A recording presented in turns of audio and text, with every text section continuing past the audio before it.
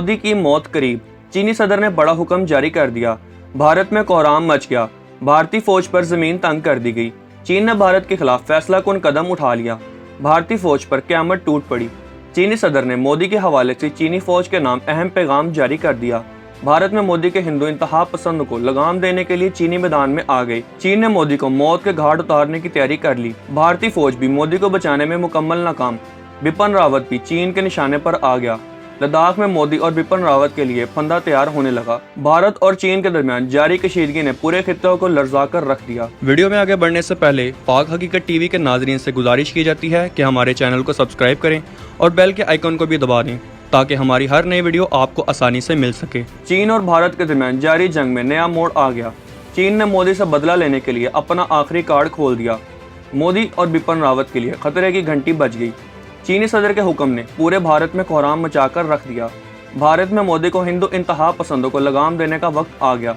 मोदी सरकार और भारतीय फौज के दरमियान जारी नाराजगी का चीन ने पूरी तरह फायदा उठा लिया। चीन ने मोदी को सबक सिखाने के लिए अब तक का सबसे बड़ा ऐलान कर दिया, जिससे मोदी की मौत करीब आ चुकी है। भारत ने खुद को दुनिया का एक दहशतगर्द मुल्क साबित कर दिया और भारत में बड़ा पैमाने पर इंसानी हकूक के खिलाफ वर्जियां की जा रही हैं, जिससे दुनिया भर के अमन को खतरा है। मोदी और भारतीय फौज अपनी आवाम को जज्बाती करने के लिए सारी हदें पार कर चुके हैं, जिससे दुनिया में खतरे की घंटी बज चुकी है। इस वक्त भारत के अपने हमसाया मुल्क के साथ ताल्लुकात इंतहाई खराब हैं और नेपाल जैसा मुल्क भी मोदी सरकार को आंखें दिखा रहा है, जिसकी वजह से भारत दुनिया भर में तनहा हो गया है। इस बात को चीन अपने फायदे के लिए इस्तेमाल कर रहा है। एक तरफ तो चीन ने भारत के लद्दाख पर छितरोल की है, तो दूसरी तरफ दुनिया के किसी भी मुल्क ने भारत को साथ देने से इनकार कर दिया है, जिससे मोदी की बेबसी का अंदाजा लगाया जा सकता है। सूरत हाल इस कदर बदतर हो चुकी है कि अगर चीन भारत के फौजी मार दे या कोई कार्रवाई करे तो सारी दुनिया खामोश रहती है। इसलिए अब चीन मोदी और बिपिन रावत को मौत के घाट उतारने जा रहा है ताकि भारत की पूरी तरह कमर तोड़ी जा सके।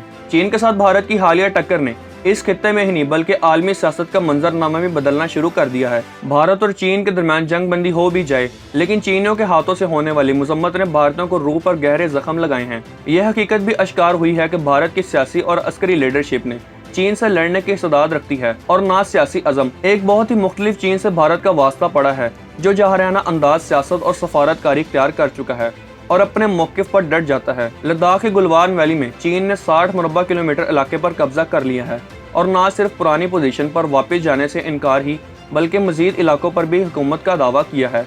आसान लफ्ज़ों में जिस इलाके पर चीन ने हालिया दिनों पर कब्जा किया वो मुज़ाकरात या सफारतकारी के जरिए इससे दस्तबरदार होने वाले नहीं। दोनों ममालिक के दरमियान मामूल के ताल्लुकात बहाल करने का इम्कान कम है, बल्कि गालिब इम्कान ये है कि भारत अमेरिका और चीन मुखालिफ इत्तेहादियों के और करीब हो जाएगा। चीन के खिलाफ इनके अज़ाइम का आलाकार तो वो पहले ही था, लेकिन खुलकर सामने नहीं आ रहा था। अब हालात बदल रहे हैं। भारत ने ऑस्ट्रेलिया के साथ दिफाई मुआहदे किए हैं जो बराह रास्त चीन की सलामती को मुतासिर करते हैं। भारत अक़वाम मुत्तहिदा के आलमी इदारा सेहत के एग्जीक्यूटिव बोर्ड का भी रुकन बन गया है, जिस पर दबाव है कि वो चीन के खिलाफ तहकीकात करे कि इसने आलमी वबा के हवाले से मामलात को आलमी इदारों से तबादला करने में गफलत या सुस्ती तो नहीं की।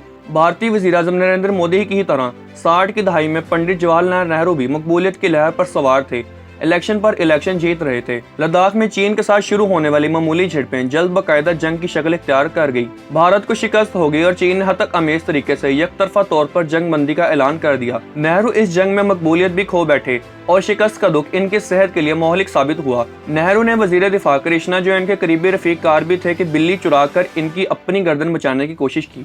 मुखालिफ दाएं बाजू की सियासी जमातें और मुआशरे के फाल तबका चीन के हाथों शिकस्त के बाद नेहरू को माफ़ करने पर तैयार न थे। हत्ता कि नेहरू को अपने साये से भी खौफ आने लगा। वो सियासी तौर पर कमज़ोर हो गए, इक़्तिदार पर इनकी गिरफ्त ढीली पड़ गई थी। जिस्मानी तौर पर चाको चबंद नेहरू पीले पड़ गए। 2 साल बाद शिकस्त खुर्दू नेहरू इस दुनिया से कूच कर गए। मोदी जो पहलवान की तरह छाती पर मुक्के मारता है, पाकिस्तान को धमकाते, सर्जिकल स्ट्राइक का दावा करते, बालाकोट पर फिजाई हमलों पर दाद और तस्कीन वसूल करते, पाकिस्तान को सबक सिखाने के नाम पर मोदी ने इलेक्शन जीता और 2/3 अक्सरियत हासिल कर ली। अमेरिकी सदर डोनाल्ड ट्रंप से याराना और अमेरिका की बिछाई हुई आलमी सियासत का मोहरा बन मोदी सरकार गैर जोरी खुद इतमादी का शिकार हुई। चीन के खिलाफ अमेरिकी घोड़ा बनने की कीमत का इसे पूरा अंदाजा न था। पड़ोसियों से लड़ाई हमेशा घाटे का सौदा होता है। सियासतदान ही नहीं बल्कि सिंह परिवार भी वज़ीर-ए-आज़म नरेंद्र मोदी के सियासी फहम और बैनुल-अक़वामी ताल्लुकात की पेचीदगियों के अदराक पर सवाल उठा रहे हैं। मोदी खिलाफ सियासतदान ही नहीं बल्कि पक्के सच्चे देशभक्त भी इस्तफसार कर रहे हैं। कि क्या भारतीय हुकूमत मुल्क की सलामती और जोग्राफियाई वहदत की खिलाफ करने के लिए काबिल है। अलावासी भारत के अंदर चीन मुखालिफ जज्बात अपने अरूज पर हैं। चीनी मसनूआत की बायकॉट की मुहिम जारी है। चीन की भारत में सरमायाकारी के रास्ते में रोड़े अटकाने की मनसूबाबंदी जारी है। खास तौर पर कहा जाता है कि इंटरनेट या 5G के लिए इंफ्रास्ट्रक्चर नहीं बनाने दिया जाएगा, इसके रास्ते में रुकावटें खड़ी की जाएंगी। कांग्रेस और बीजेपी की हरीफ सियासी जमातें भी तलवारें न्याम से निकाल चुकी हैं और पूछ रही हैं कि किस तरह चीन ने भारतीय इलाके पर कब्जा किया, 20 फौजी मार डाले और भारतीय वज़ीर-ए-आज़म बयानात जारी करने के सिवा कुछ नहीं कर सके, बल्कि दावा करते हैं कि कुछ भी नहीं हुआ। शरह तरक्की मुसलसल गिरवाट का शिकार थी, रही सही कसर आलमी वबा ने निकाल दी। चीन के साथ शुरू होने वाले बहरान ने सियासी और फौजी बर्तरी का खुमार भी उतार दिया है। हालात ने हुकूमत मुखालिफ सियासतदानों को भी हौसला दिया कि वो बीजेपी हुकूमत को आड़े हाथों ले। कांग्रेस के लीडर राहुल गांधी कहते हैं कि ये नरेंद्र मोदी नहीं, सरेंडर मोदी है। भारत के मुमताज दिफाई तज्जियाकार ने जापान टाइम्स में लिखा है कि मोदी चीन की खुशामद में हद से गुजर गए थे। इनका ख्याल था कि इस तरह वो चीन के साथ ताल्लुकात डब में लेके आएंगे और पाकिस्तान के साथ इनके ताल्लुकात को कमजोर कराने में कामयाब हो जाएंगे।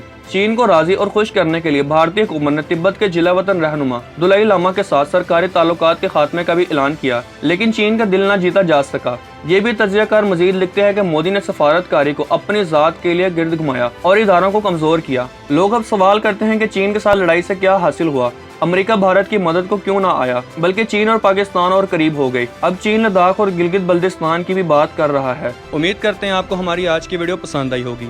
आखिर में आप सबसे एक बार फिर से गुजारिश की जाती है कि हमारे चैनल को सब्सक्राइब करें और वीडियो को अपने व्हाट्सएप ग्रुप्स में शेयर करें। शुक्रिया।